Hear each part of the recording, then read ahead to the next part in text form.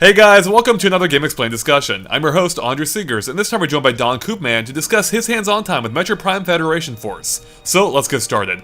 Alright Don, so you actually just played a bunch of Metroid Prime Federation Force, a couple hours in fact, and we'll actually be playing it ourselves too in just a couple hours, but since Ash is doing that, he's not really available for our discussions. I figured you would be, if not the next best person, perhaps the best person entirely to talk about this with. So, tell us what you saw of this game. So, I saw 4 missions. I would classify 2 as like early stuff, like mission 2 and 4. Okay. 1 mission somewhere in the middle, then 1 mission that's a little bit closer towards the end.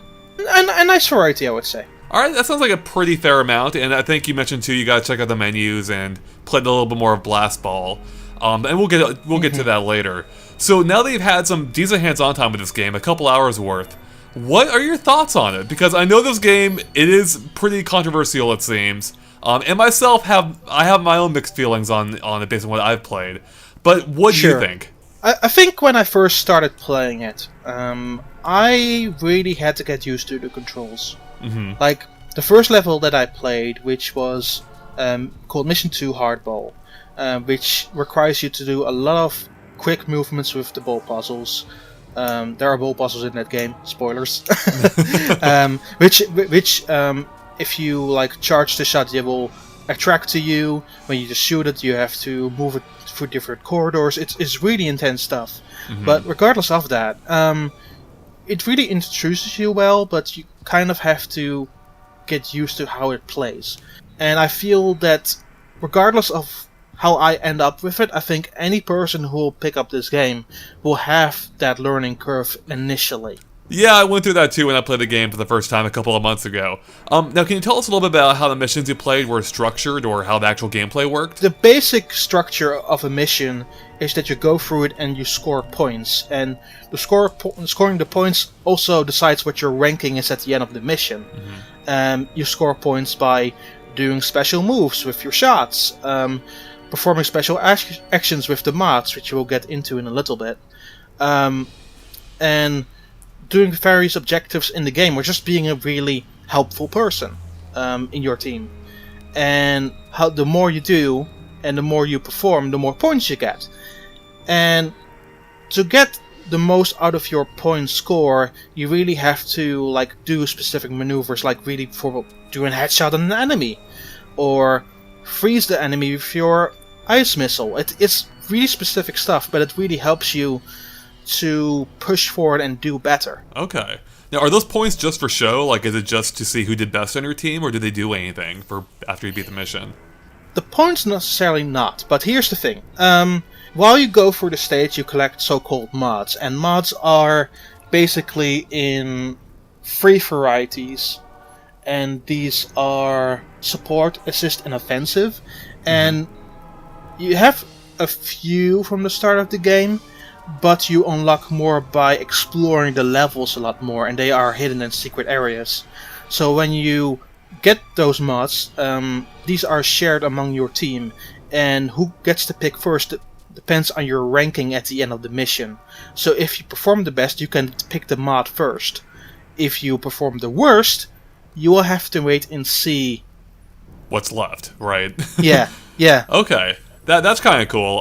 And the mods basically upgrade your equipment, right? Like, it's what you choose to roll out with in the next mission. Yeah, so for example, with an offensive mod, it will increase like your fire damage, or the special like items that you pick at the beginning of the mission, like your ice missiles, like your health, which you have to share also among your staff or the people you play with.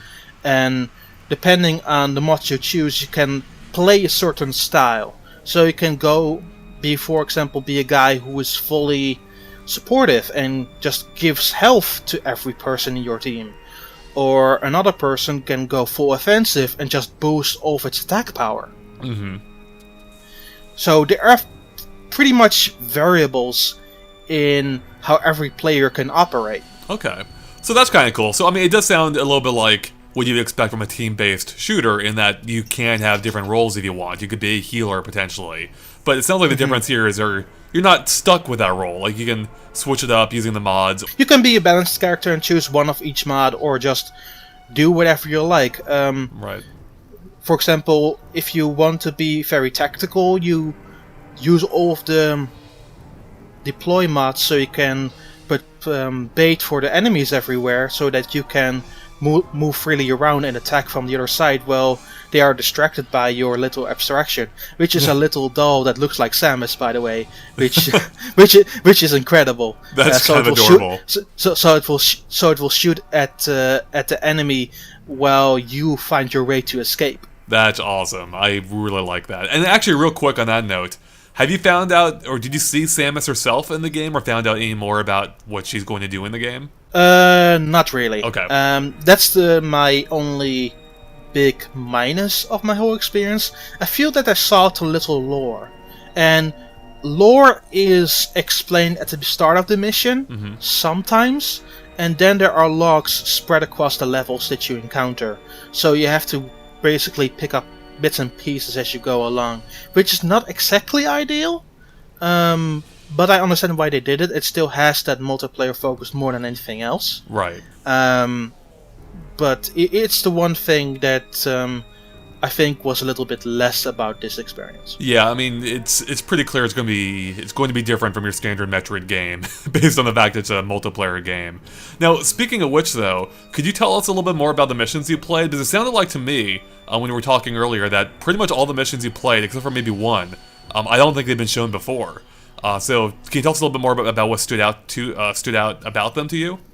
Yeah. So the first mission I played is Mission 2, that is Hardball, and Hardball focused a lot of, like, it introduced the player in a really fun way. So there are various ball puzzles that you have to complete, and you have to shoot the balls down with your beam, and then each player at the middle section of that mission has a separate ball puzzle to complete. Like, one has to really move around an obstacle course, one has moving boulders that they have to move, another one feels like a bit of a pachinko kind of feel, where the ball rolls down and you have to shoot it back up until the enemy moves out of your sight so you can move it towards you. Okay. So there are some really cool variables to that. And later in that mission, one of the players has to hold like this artifact, like this orb, and the other players will have to defend this player to get through like a hill that just come crashing down with boulders and all sorts of obstacles. And at the end, even more enemies to fight. So you have to defend that player towards the very end, which also brings you together in a way, which I really, really like. The second mission I played is Mission 4. This is called Containment. In Containment was the shortest mission that I played of the 4, for sure. And they were all, about 15 minutes or so? Or what would you say they were? I would say the other 3 missions are around 15 minutes. I thought that Containment was a bit quicker. Okay, gotcha. I think that we finished Containment within 10 minutes. That's pretty quick. Maybe even quicker. I can't remember exactly. But in that mission, your objective is to maneuver Ice Titans, which you can totally not defeat. They are impossible to defeat. You have to bring them to cages around the map. And one player has to be that decoy, shoots on that Ice Titan, and brings it to the cage. So the other players are tasked with making the way free, destroying the enemies that are in that path, opening the cages, and make sure that the player who brings the Ice Titan there gets safely out of there. So it sounds like teamwork's like super important in this one. Absolutely, yeah. Funny enough, like the Nintendo employee I talked to, so this game has an option fully to play the campaign fully in single player. Right. Which you do with drones. And he said to me that he found it easier on its own than with a group, funnily enough. I can see that. It's kind of like New Super Mario Brothers, right? Where it's actually way harder having people get in your way all the time. Whereas if you're playing by yourself, you know what you're doing. Yeah. I do feel that it's handy to at least have one other player with you there. Because someone needs to open the cage and make the way free. But it's definitely was the shortest mission. That's the main objective of that mission. So after you're done with that, you just go to the endpoint and you're done. I mean, it was something, but that was definitely the shortest mission that I experienced. Right. The third mission, Uplink, sees you going through like a pretty hostile environment, and you go through like a completely destructed ship of the Galactic Federation, and you will have to move the data of that ship back to base. And it sees you going through that base, destroying a whole bunch of enemies, and then at the end of that stage you have a massive encounter with a whole bunch of space pirates, which are really, really tricky to defeat. Well, you have to ensure that the data uplink stays in check. And when you leave it on guard, you will definitely lose. Luckily for us, we did it all on the first try because we were working so well together, surprisingly enough. Like, we got really quickly into the groove of that game, especially after the first 2 missions. So we managed to make that in the first try, which was really, really cool. That's awesome. Yeah, and that stuff feels really epic. Like, once you know how to locomotion, which like shooting and using your special weapons with Y, it just feels like second nature. And that really shows in that battle, because you really have to lock onto enemies really fast who move around like at incredible speeds, especially space pirates. And we managed to bring them all down at a rapid pace, which was it felt really freaking awesome. The final mission, though, that was kind of the showstopper, and that was also definitely the most difficult one, which was mission 17, called Infestation. This sees you going against the regular slew of enemies, but also against like a whole variety of Metroids that are stuck in tubes. Okay. Which you had to free, which you had to freeze up with your ice beam and then destroy. And you have limited opportunities to do that. And will they still latch onto your head if you... Yeah, they do. Okay, they awesome. do, absolutely do. I have to press B to get free then. Gotcha. To tap B repeatedly. Can your teammates shoot them too to get them off? Yeah, they can. Okay. They absolutely can.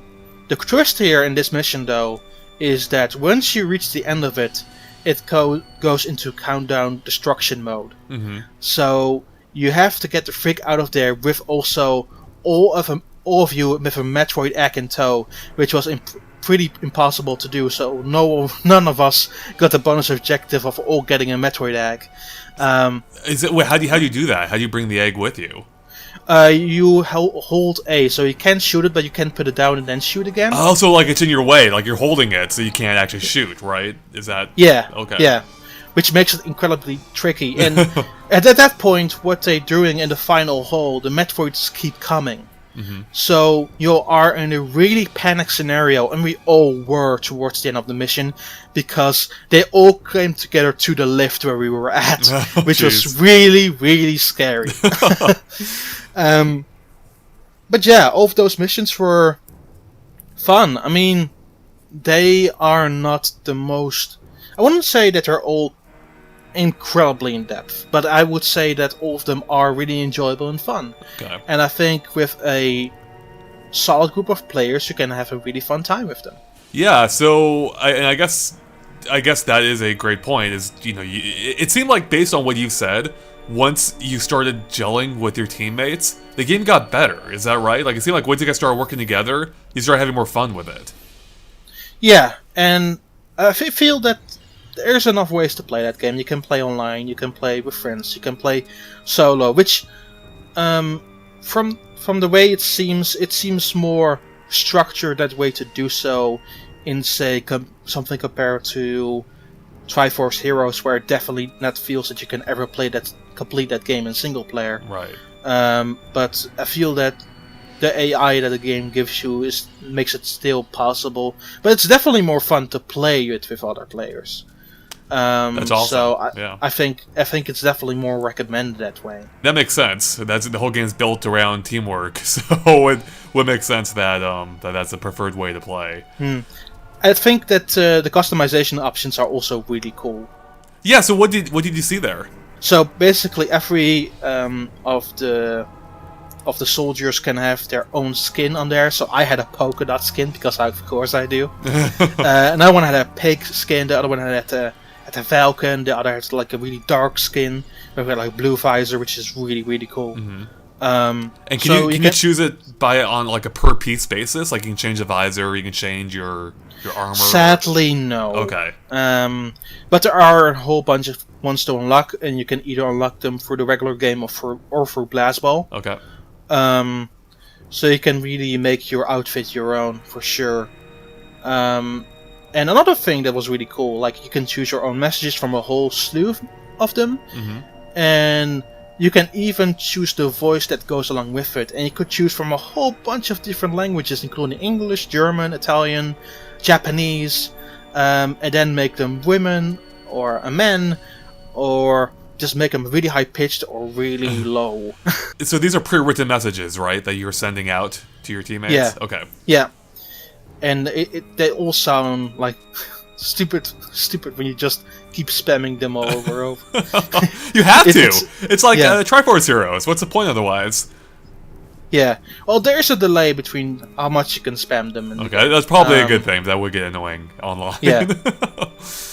And and another way that you can interact with players to make sure that they come your way is that you can touch a certain aspect of the map on the touchscreen, and they will get a blink on their screen, knowing that something is up there. Oh, that's cool. So they'll see it on their map too, like where to go potentially. Yeah. Nice. And it says over here in that specific language that you chose. All right. Well, that all sounds good so far. Now, are there any other customizations at all, or is that pretty much it? It's pretty much it, outside of the mods and the items that you choose in the beginning, which naturally depend on the mission. Right. And there are the bit of the standard Metroid fare, but they go a bit deeper, like the decoys and the various variations of the missiles and what have you. Okay.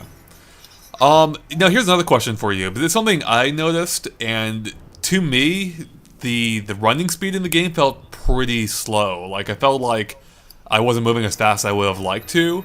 But that may have been because of the missions as well, like where they were early game missions.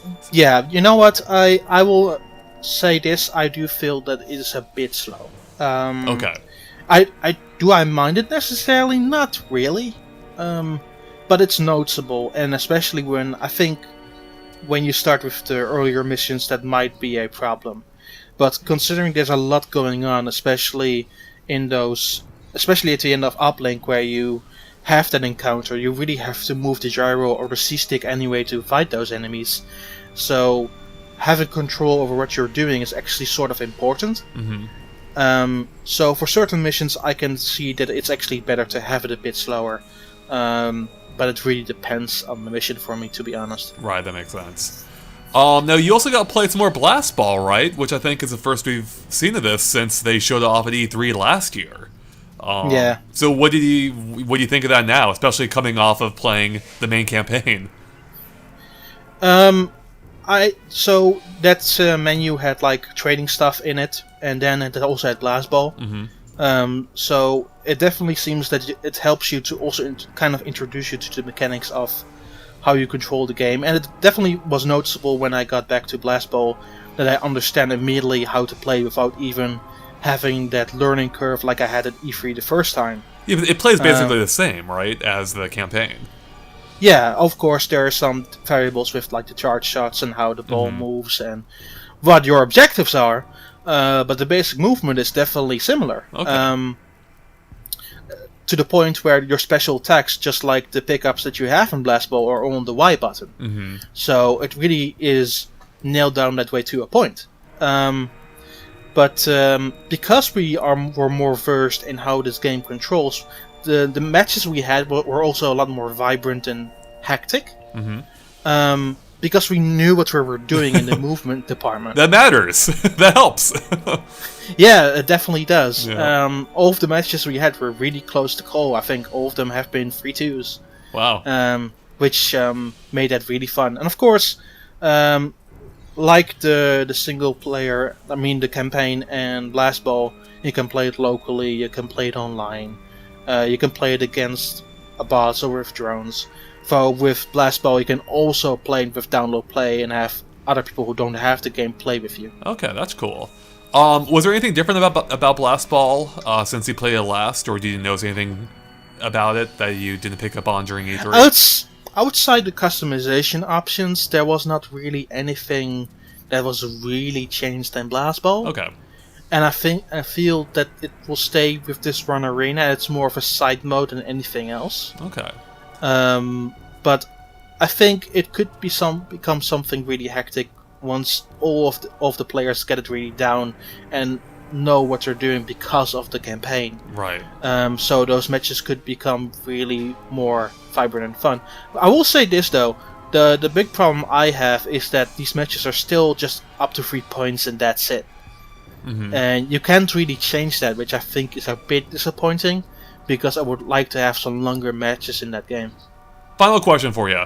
What are your... Now that you played a bunch of this game, what are your thoughts on it now? Like, did you have fun with it? How much fun did you have? I was really skeptic before I played it, but now that I played it, I think it's a really fun time. All right. I think, especially when you get a good people together and then play online or play locally, I think this could become a really fun game. Of course, I only saw 4 missions that are in the final game.